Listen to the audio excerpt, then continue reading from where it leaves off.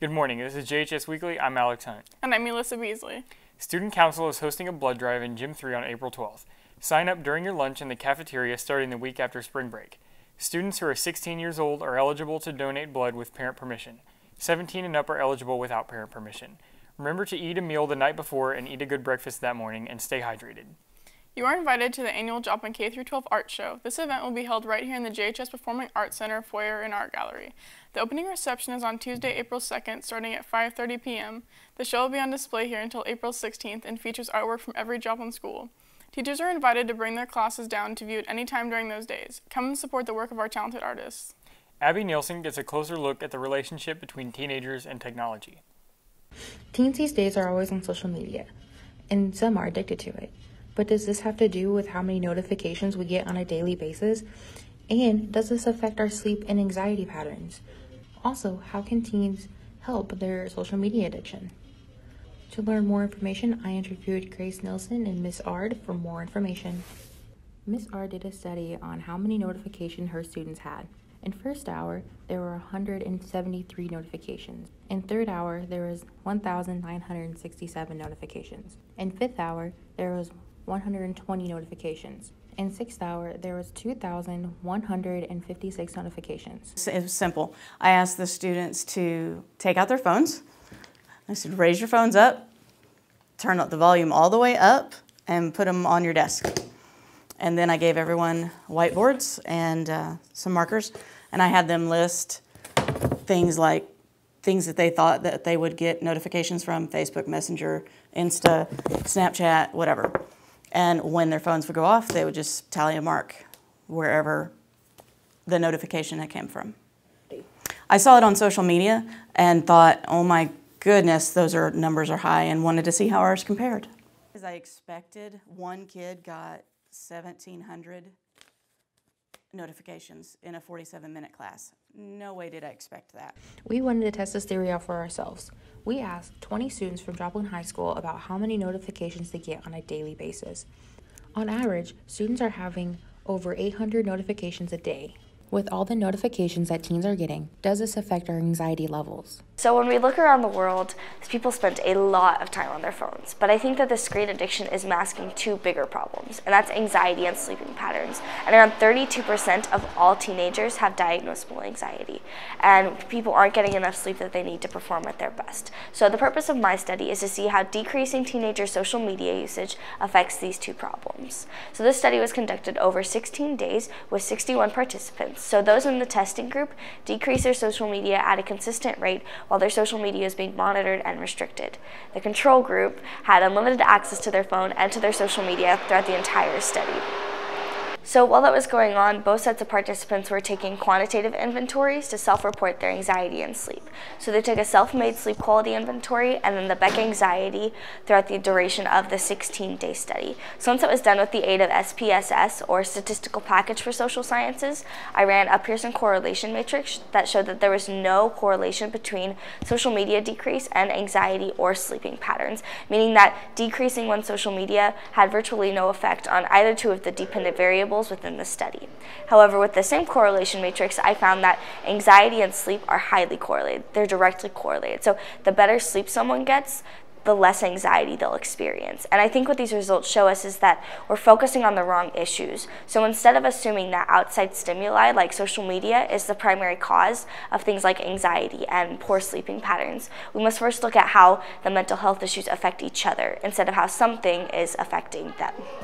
I hypothesized that if I decrease social media, then anxiety and sleeping patterns would improve. And so finding the results that were completely opposite than what I had hypothesized baffled me.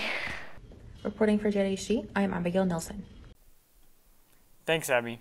Show choir takes a lot of work. Sophia Good got a behind-the-scenes spotlight. Joplin High School's show choir has officially ended. To celebrate the ending of the season, I decided to see what it was like to be part of the show choir. I've always had an interest in show choir. Like as a little kid, I was singing in the car, singing in the shower. I did performances on my grandpa's fireplace where we had a hairbrush and I would just sing my little heart out. So there's always been a musical person in me. It wasn't until I joined last year in chorale that I found out that like I really, really wanted to be in show choir. What I expected in there was since I was a first-time member in show choir, I thought everyone was going to be 100% better than I am, and some still are.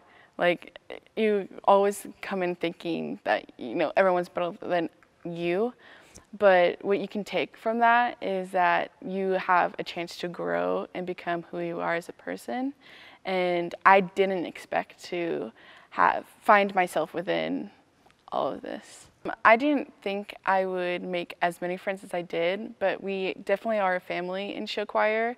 I am so proud of every single girl in touch-up class, and we get to watch Sound Dimension on stage, and I'm very proud to see how they grew too.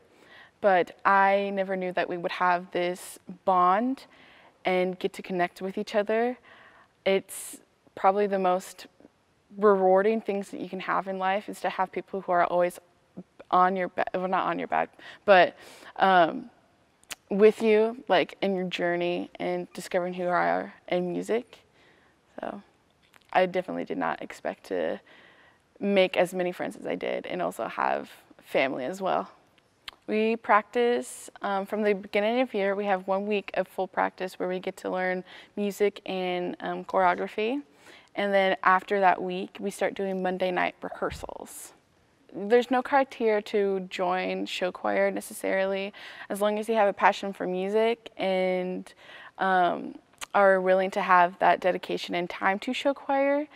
Auditions are April 15th to 16th and 17th. It is going to be in the PAC. It's going to be in different rooms for how it's set up, but you'll check in and then you'll be told where to go after that. Depending on what view you have on show choir, whether it's optimistic or pessimistic, optimistic people usually think that it flies by and you enjoy yourself and then it's gone, like it's done. But if you're pessimistic, you probably think that it's going to last forever and drag on. But most of the people are very optimistic about show choir, and they're there because they're dedicated and very compassionate about music. I am 100% going to miss it because I got to make this bond with the people in show choir who are just as dedicated, just as compassionate as I am about music. And that bond is unbreakable, and we really became a family. As a senior, as this being my first and also last year, it makes my heart hurt because this is where I got to learn myself even more and be fearless, courageous, and confident in myself. So it's a very rewarding experience to have. My advice is to always come in with the attitude of that I'm going to change and I'm going to have an evolution within myself, and that you will learn to also be fearless, courageous, and confident within yourself, and to have a compassion and dedication to music. It will make everything more enjoyable, and you'll really think about the little things that come with show choir. Reporting for JHD, I'm Sophia Good. Thanks, Sophia. This has been JHS Weekly. Have a great week.